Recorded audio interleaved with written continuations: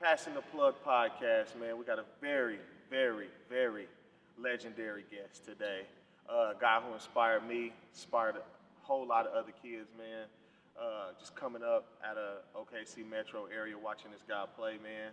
I remember I was probably in about sixth grade when he was in sixth or seventh grade. He was in high school, man. First time I ever seen him play, he was playing Star Spencer, man. He was killing them. No, I was like, who's number 7? Number 7, man. I like number 7. I was telling my pops that, man. But Make me feel old. a man who needs no introduction.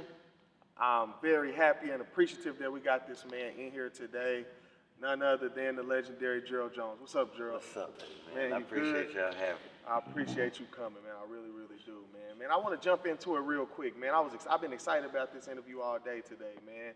As you, like I said, man, you was like one of our childhood heroes. We playing football, you know what I'm saying? I was down in the end zone playing football with the kids and shit while y'all was on the field playing, man. But let's jump into your backstory before football. How'd you come up, man? Where'd you come up?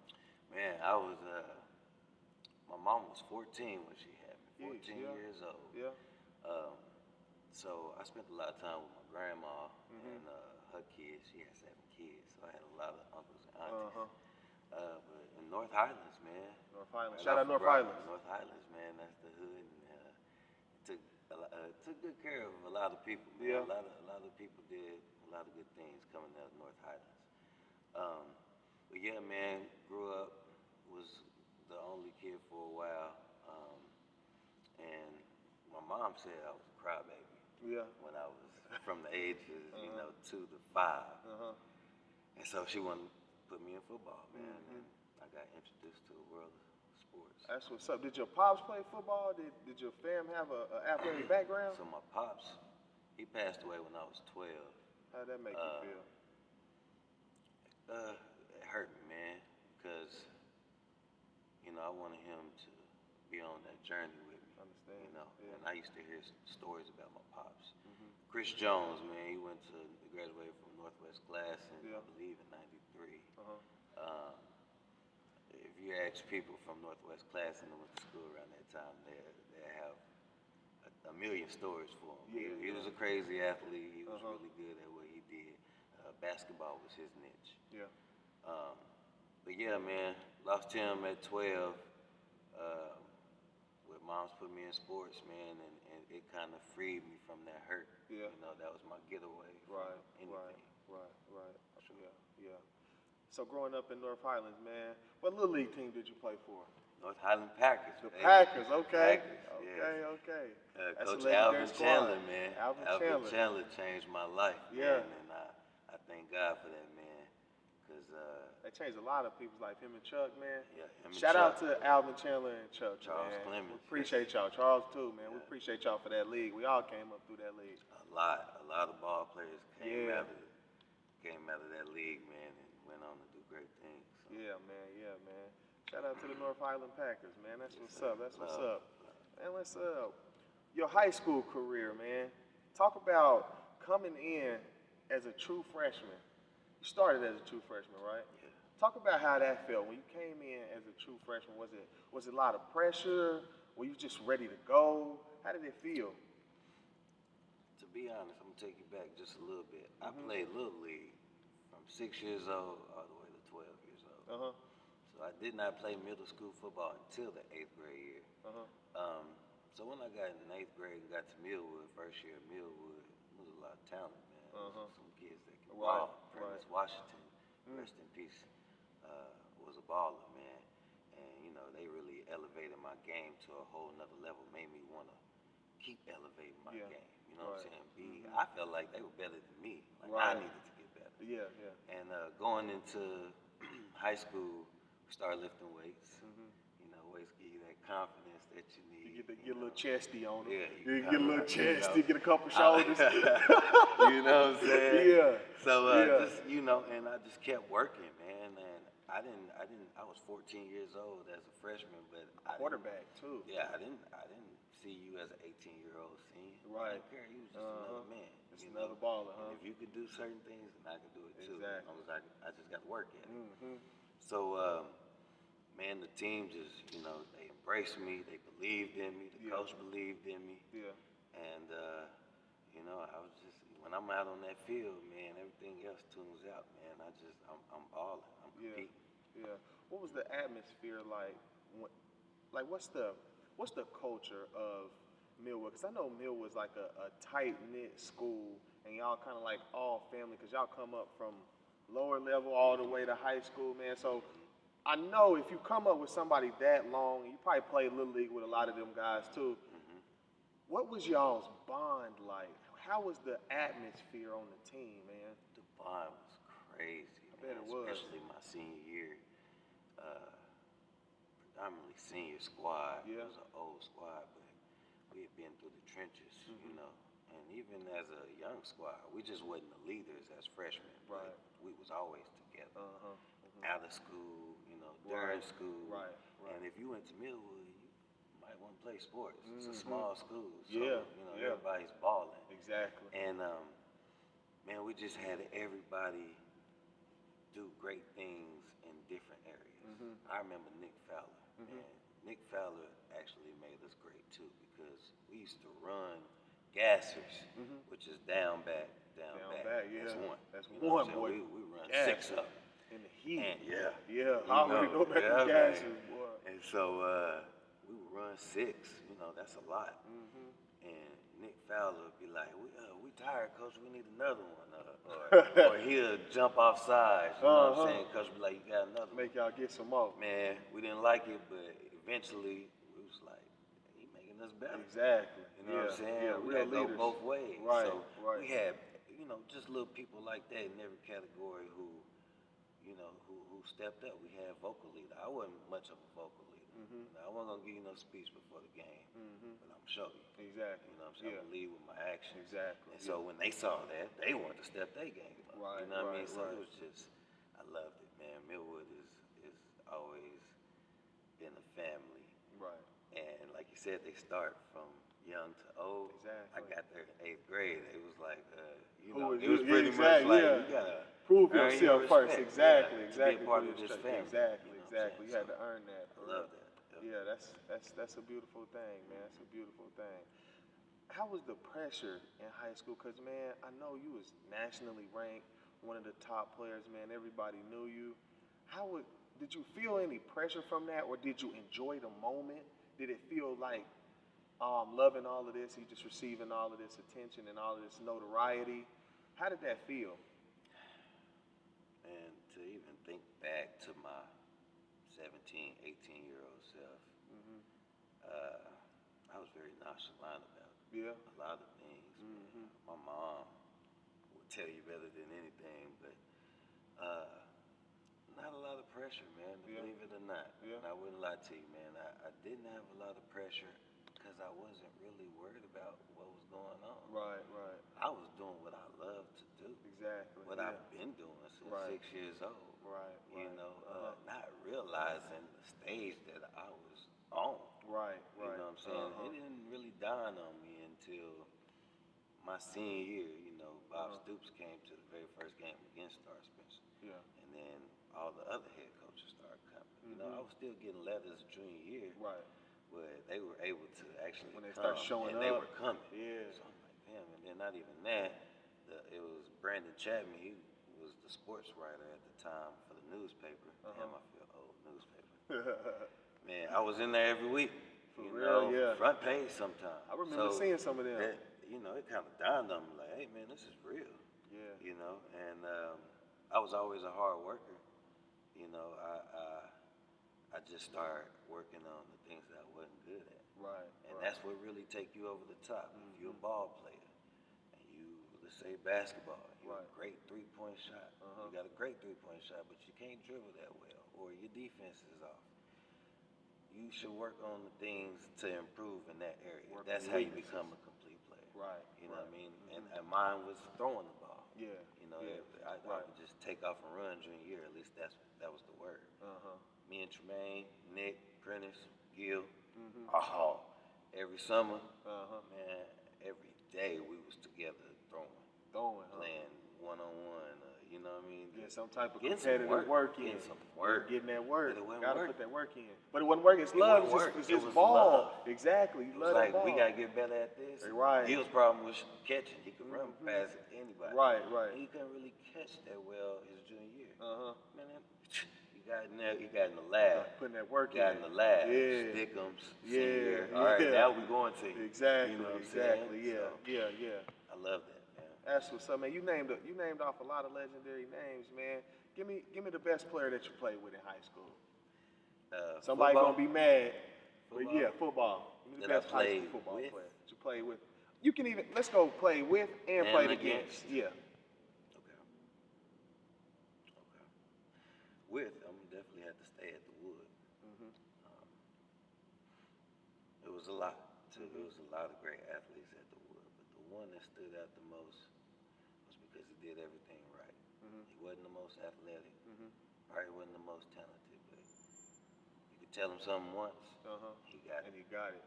He gonna work his ass off to do his job. He gonna do his job. Yeah. Right. Tremaine Swindle. Texas Tech, right? Texas Tech. Wow, Texas Tech. that was my wide out. Shout out. Oh yeah, shout out to T-Main. That's my guy, my brother. He pushed me more than anybody. Yeah. You know, Prentice was good, but Prentice didn't have the same work ethic as Tremaine. Right. But he was more talented, more athletic. Natural so talent. that stuff just came natural. Exactly. Yeah. But if everybody had the same work ethic as Tremaine, man, everybody probably would have won D1. Yeah. And he was smart, man. Right. Like, the coaches look for that. They How many times definitely do I look for gotta tell you? How many times I gotta tell to you? keep Exactly. the spacing? Because if I gotta keep telling you that, then That's big in college. That's huge. big when you get to college. It's huge. We ain't got no time to keep None. 2, 3, 4 times telling you something. You go straight to you move down in the depth chart real quick. quick, next man Real up. quick. Exactly. Yes, Exactly. sir. You could be more talented than him, have more physical attributes than him, but Yes, sir. catching on, that's a big one. I learned that when I got to college, man. I actually passed a couple people just by that when Me I too. got to college. Me Yeah, too. yeah, for I real. wasn't for faster real. than most cats in Exactly, college. yeah, right. Exactly. I knew that. I knew what I Exactly. was And the doing. coaches know that. Yeah, they see it. Speaking of college career, man, let's move into your college career. This is one of the big points I wanted to go into. Tell me how that felt.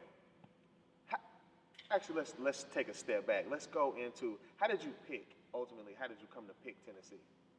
I get that question a lot. It was the recruiting process. I grew up an OU fan. Man, Right. Diehard OU fan. But OSU actually showed more interest Than in OU. Like I said, Bob Stoops was at the first game. Right. Stoops was actually interested, Yeah. but Stoops was busy, you know. Right. And so his recruiting coach, Who was recruiting you at that time? Jackie Shipp. Jackie Shipp. Shout out Jackie Shipp. That's a name right there. I forgot about Jackie He Shipp. was the D-line coach. Yeah.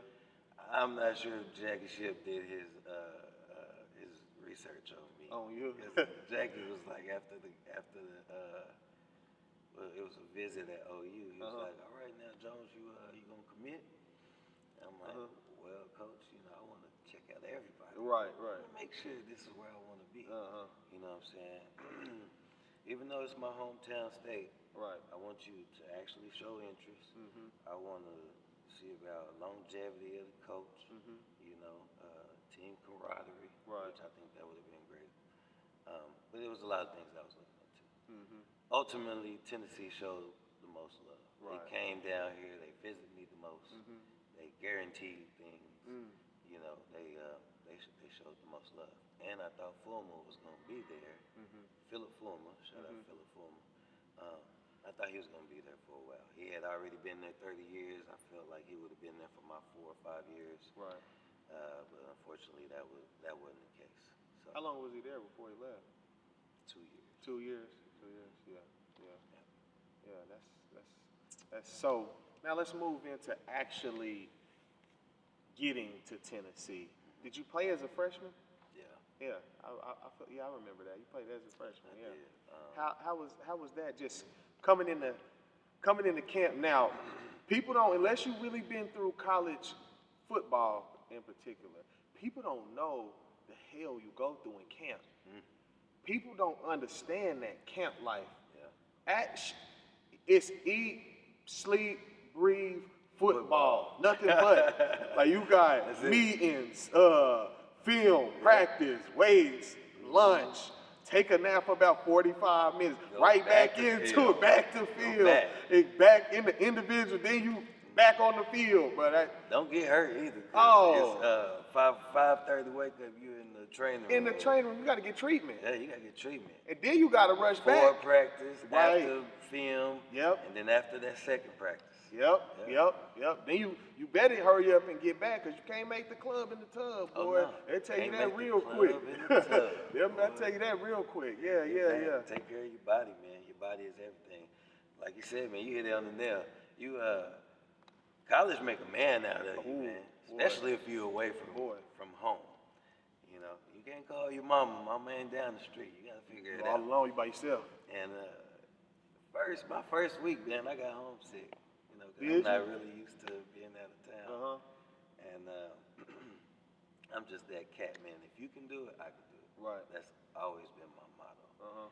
And I was thinking about going home, and I started looking around like, he ain't tripping.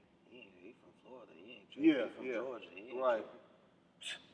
Man up. I'm in here. Get it right. Tighten up. Yeah. You know what I'm saying? So once I got over that, everything else was forming me into like a machine, man. You get up at 6 o'clock a.m. and you're not getting home till 11 p.m. No joke at all. That's no cap, bro. Like, that's straight through. So your college career, tell me about how it felt, man, when you get to that first game, going through the tunnel, you know, that walk y'all have, going through that tunnel. Was it jitters or was it, oh, I'm ready to go? How did you feel? What was that moment like? Man, I was nervous as hell. I know, I bet you I would have been. You're talking about 107,000 people just yelling, man. It's crazy. Screaming. And it give you chills that first time when that tee open up and you run out and everybody's all crazy and inebriated. Oh, I know that. I know that looks crazy. I know it's crazy. But it's even scarier the first time you step on the field. Is it? It's even scarier, man. 'Cause I didn't start as a freshman. Right. But I played. Right. So it was like the coach hit me with, hey, next series you in. I'm like, oh, shit. You mean like I'm in the game? Right. The ball gonna be thrown to me? I think once you get that first hit, that first contact, that first catch, you know, everything else. It's like, this is football. Yeah, this is football. Okay, we're just playing football. Right. Yeah. It's a nerve-wracking process up to that point. So fast forward to your senior year. Now coming into the season, you got a lot more. Do you have a lot more confidence?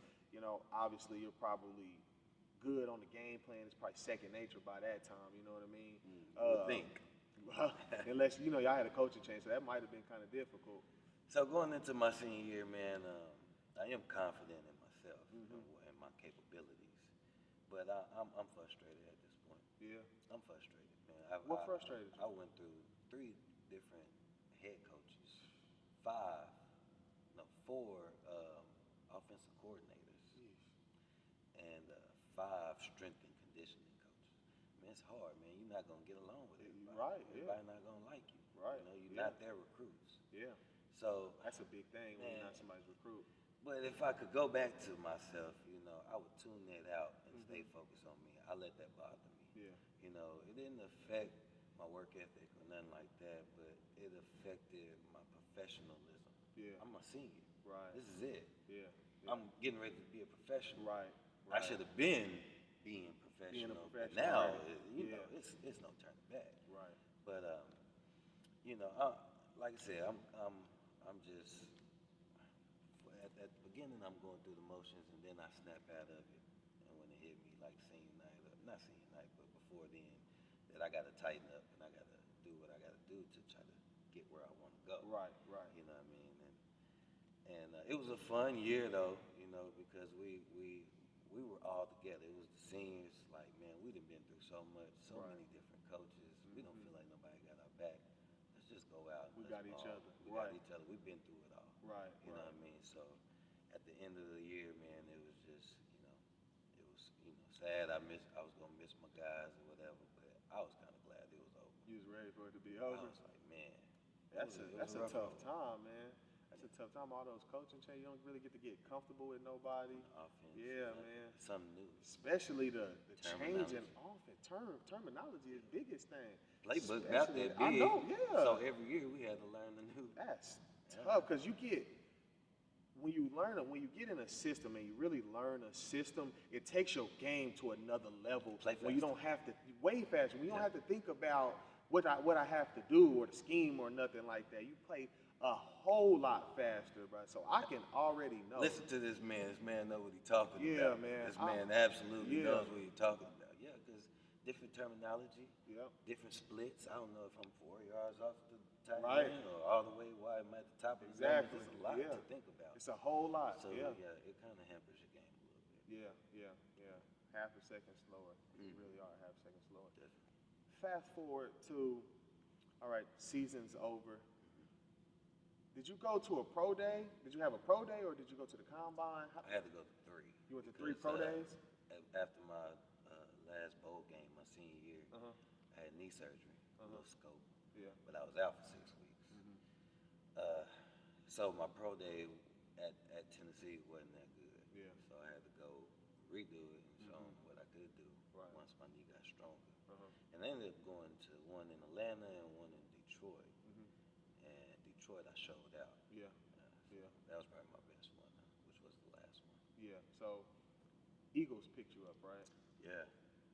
How was now? Tell me, cause I got a couple guys, friends I played college ball with. They tell me when they go to the pros and then you like, they say they feel like a freaking piece of like a cow or a piece of meat or something. They standing up there in they draws and all these people checking them out, poking at their legs and taking pictures. How was that? They said they felt like cows.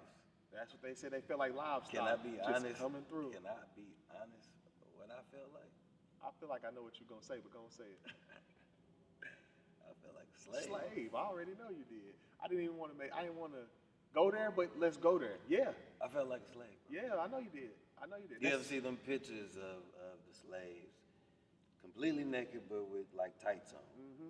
And the guy's looking at his teeth and his hair, checking his texture. You know what I'm saying? The whiter the teeth, the better the texture of the hair, the more he sells for it. Bigger and stronger he is, the more he sells for it. Right. And they lined us up against the wall, and there was a big stage. Yeah.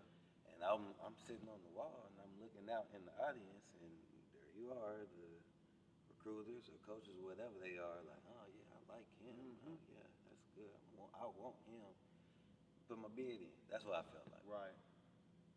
Was that discouraging to you about it all, or was it just like, I guess this is what comes with it. I'm finally here. This is what I work for. Which voice was louder with that? I already knew it by then. Yeah. I already knew it. You already knew, yeah. I didn't know it up until my senior year. Shout out my fullback, Kevin Cooper. That's my guy. Man, opened my mind to a whole nother level. Yeah. He introduced it to me before they introduced it to me. Right. And initially I didn't believe him. You know, he was like, it's a form of slavery. It's a type of slavery type sport. And he was, telling me little things. And that's when it dawned on me. I'm like, that's what he was talking about. Yeah. But neither here or there, it's still a professional, game to where you can make a living. Right. So use it. Right. If you can. You play the game. Yeah. Play the game within the game. Right. Right. Yeah. Right. There you go. Yeah. So when you get to preseason, I remember watching the preseason. I remember one specific play. You might have ran a bubble. I think it was a bubble.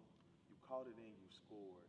And I'm watching it. Was it a bubble? Tell me if I'm wrong. Was it an arrow. It was an arrow. It was an arrow. Okay. Yeah. Yeah, it was an arrow. You're right. It was an arrow.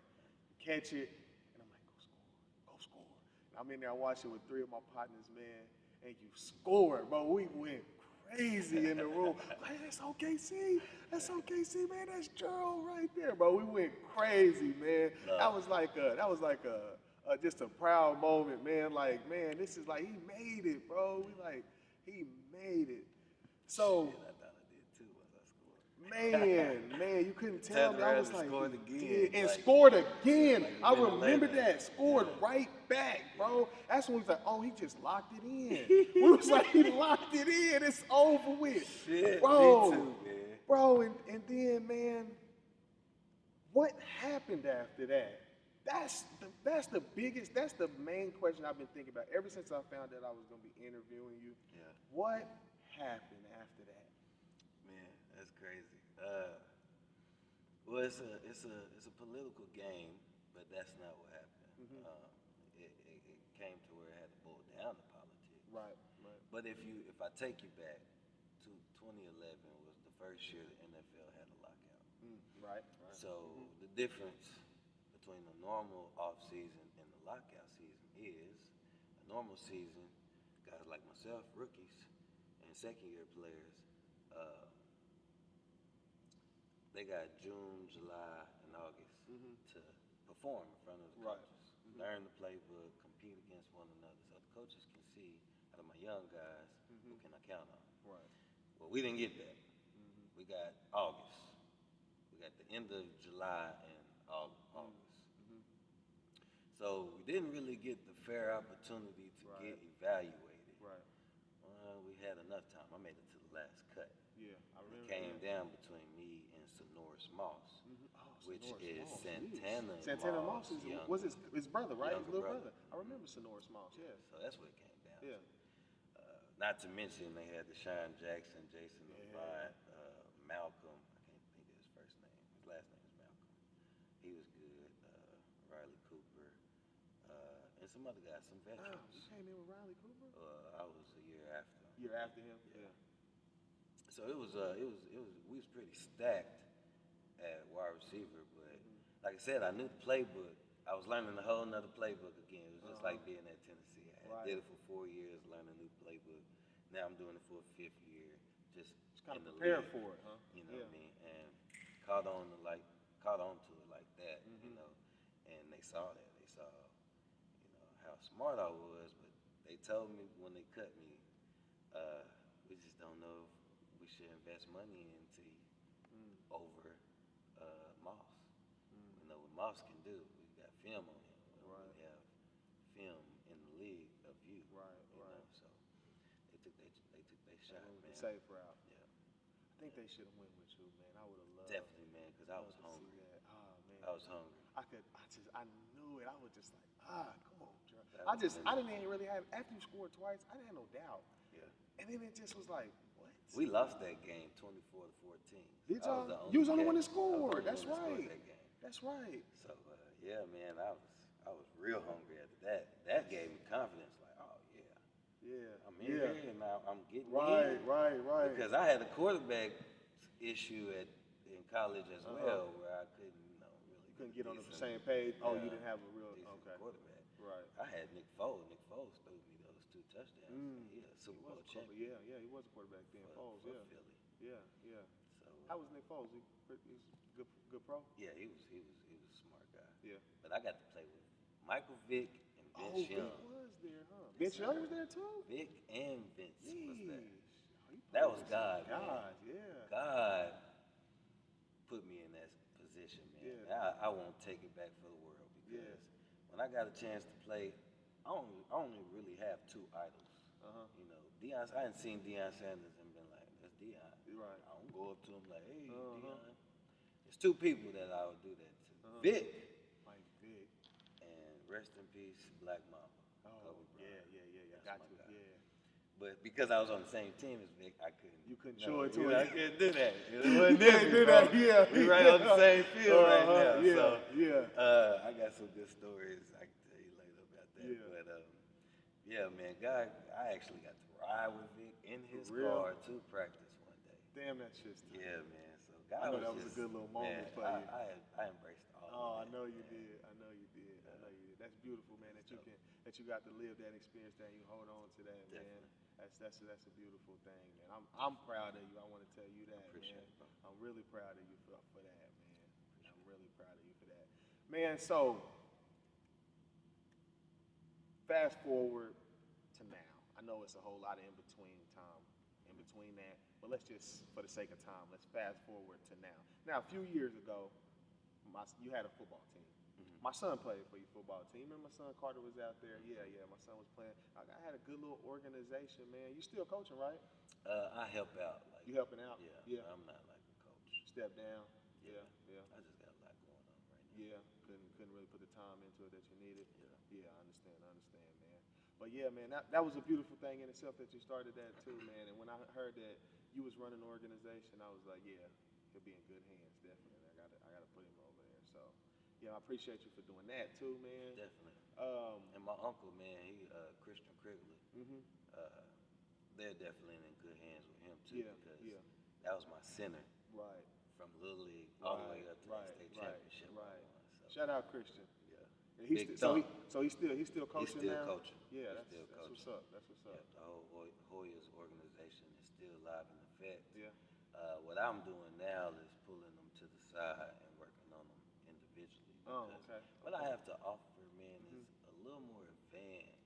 Right.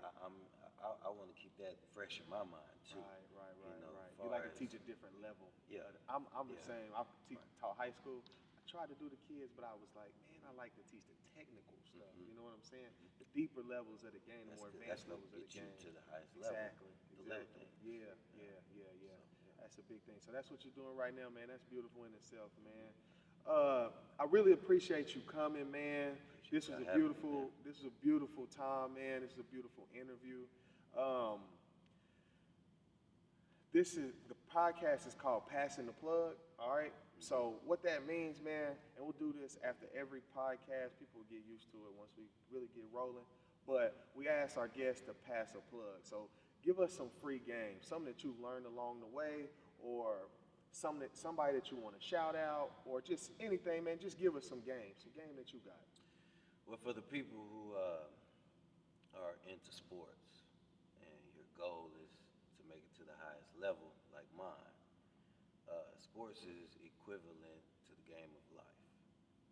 And I think you should attack them both equally, which means you should learn all you can learn from whoever. Work as hard as you can work. Have no regrets. Live in that moment. Understand what's actually going on. Don't go through the motions, because time's gonna pass you by, and you're gonna be looking up saying what you wish you should and would and could have done. So for all the cats playing sports, yeah, I know social media is enticing and it brings you into it. I think you should use social media as far as staying aware of what's going on, but for the most part, you need to be focusing on the man in the mirror, because that's what's going to carry you to where you want to go. Right. So don't look to the man to the next. It's good to know this. You know, he's doing good. Okay, what's working for him? If it's working for him, maybe it could work for me. If not, then move on. Right. But don't get caught up in worrying about the next man because he got something better than you at the moment. It's just his time. Right. It's gonna be your time eventually. You just got to keep working on you. That's beautiful, man. Yep. I really appreciate you, man. Thank you for coming in. No problem. We appreciate you passing the plug, brought to you by the Move Central.